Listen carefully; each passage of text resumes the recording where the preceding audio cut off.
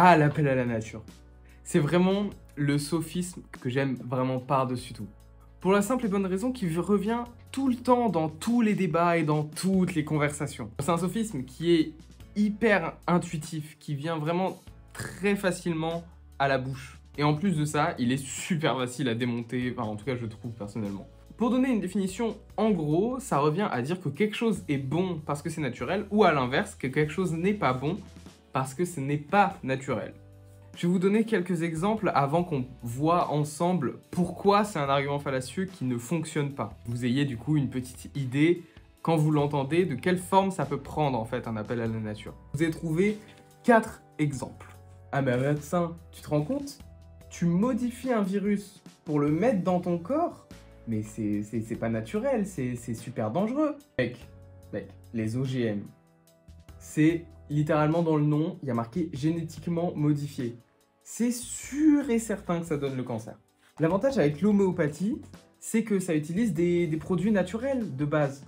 Donc, forcément, c'est meilleur pour mon corps. En tout cas, c'est ce que je ressens. Non, mais après, j'ai préféré faire un régime frugivore plutôt que de faire la chimio parce que...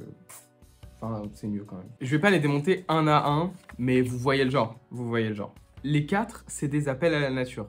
Et vous voyez, il y a des moments où j'ai glissé le mot naturel, etc. C'est pas toujours le cas. C'est pas forcément obligatoire qu'il y ait le mot naturel. En fait, ça peut être sous-entendu. Par exemple, dans le truc des OGM, il y avait le truc génétiquement modifié, mais pas en disant que c'était pas naturel. Juste le fait de dire que c'est génétiquement modifié, ensuite dire que c'est dangereux, ça sous-entend c'est pas naturel, donc c'est dangereux. Vous avez compris la démarche, quoi. Maintenant, voyons du coup pourquoi c'est fallacieux, pourquoi ça ne fonctionne pas, et pourquoi du coup c'est malhonnête. La première chose, c'est tout simplement qu'on contourne le sujet sans essayer d'aller en profondeur dans l'argumentation. Parce que oui, on va se référer à quelque chose qui, dans l'imaginaire collectif, est considéré comme bon, la nature, les trucs naturels, on imagine les petits arbres, les petites vaches qui combattent dans l'herbe et tout, c'est positif. T'as jamais entendu quelqu'un te dire non, la nature, c'est gaze. La nature, c'est pas bien, j'aime pas ça, c'est nul. Personne n'a jamais dit ça. Peut-être deux, trois licornes, mais personne ne dit que la nature, c'est pas bien. Dans l'imaginaire collectif, tu dis que quelque chose est naturel, c'est intuitivement quelque chose qui est bien. Enfin voilà, ça sonne bien. Et donc on peut rapidement se faire piéger si on n'est pas au courant de cet argument-là et de la fallacie, c'est en anglais ça d'ailleurs, que cet argument représente. Et la seconde chose, on va jouer un petit jeu.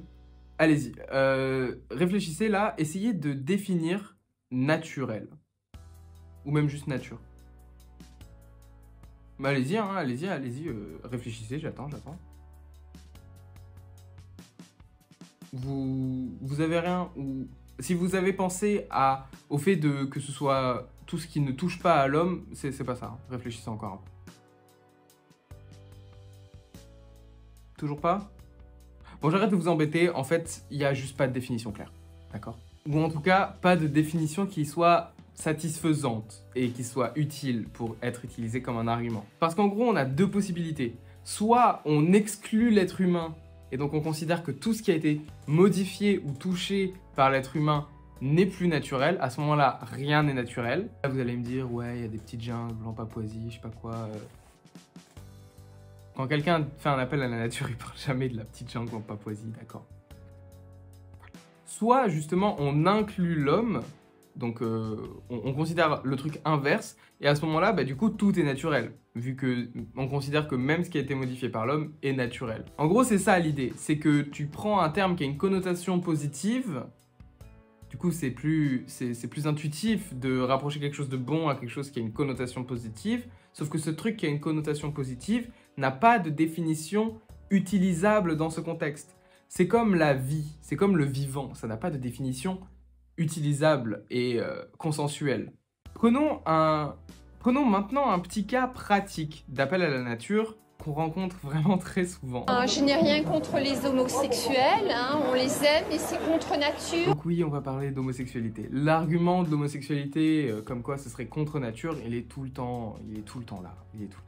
Et donc le premier réflexe qu'on peut avoir, si on est un peu renseigné sur le sujet, c'est de dire que l'homosexualité existe chez les animaux. Donc il ne faut pas du tout tomber dans ce piège, parce que là, c'est répondre à un appel à la nature par un appel à la nature aussi.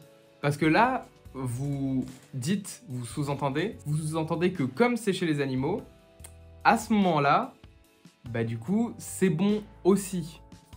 Donc du coup, vu que c'est naturel, c'est bon aussi. Sauf que pareil, vous définissez pas naturel, etc. Bref, vous tombez dans le piège et à ce moment-là, la personne, elle pourra toujours rebondir en redéfinissant un peu ce qui est naturel ou alors en disant « Oui, mais on est des animaux, certes, mais est-ce qu'on serait pas un peu plus élevé ou je sais pas quoi ?» Bref, elle pourra toujours rebondir dessus extrêmement facilement en parlant de conscience, etc. Enfin bref. Et là, vous allez décaler le débat. Et c'est ça le problème. Le débat, il va soit se décaler vers justement un débat sur la notion de nature ou naturel, soit il va se décaler sur un débat sur l'antispécisme ou je sais pas quoi, en parlant de la différence entre l'être humain et les autres animaux, enfin bref. Vous n'avez pas envie d'avoir ce débat. En fait, le seul truc que vous pouvez faire pour essayer de mettre en défaut votre adversaire, bon, on va considérer que c'est un adversaire, que c'est un vrai débat, etc. Mais pour le mettre en défaut, la meilleure manière, ça va être essayer de l'amener à définir le terme naturel. Parce qu'en fait, en faisant ça, soit il va admettre que le terme naturel ne peut pas être défini, soit il va aboutir à une contradiction avec ce qu'il a dit à la base. Bon, évidemment, il va jamais admettre que le terme n'est pas définissable ou qu'il aboutit à une contradiction, il va juste changer de sujet, mais ça montre déjà que vous avez gagné en fait, sur cette manche-là en tout cas. Donc comment ça peut se passer? La personne va dire l'homosexualité, c'est contre nature. Vous pouvez répondre, qu'est-ce que t'entends par contre nature, en fait? Ici, soit la personne a dit ça volontairement, à ce moment-là, elle sait où vous voulez en venir, et donc elle va pas forcément vous répondre, elle va juste essayer de se sortir du piège que vous lui retendez en retour. Soit c'est pas forcément volontaire, c'est juste intuitif. Par exemple, dans le cadre d'un débat familial, en repas de famille, c'est fort probable que ce soit dans ce cas-là. À ce moment-là, la personne risque tout simplement de répondre que ce qui est naturel, c'est tout ce qui n'est pas chimique, ce qui est naturel, c'est tout ce qui a été modifié par l'homme.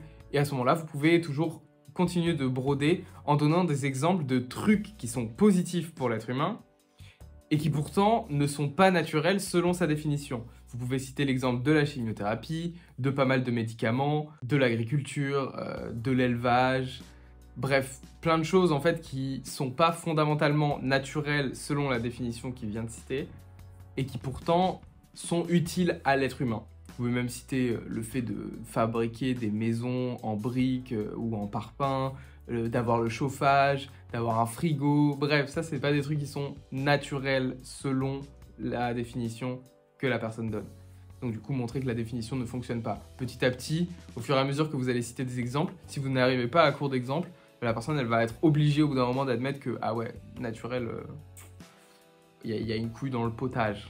Bref, j'espère que cette petite vidéo courte, je sais pas si elle est courte d'ailleurs, vous aura plu. Bref, n'hésitez pas à vous abonner, à mettre un like, à me suivre sur d'autres réseaux. Je vous fais de gros bisous et buvez de l'eau. Ciao.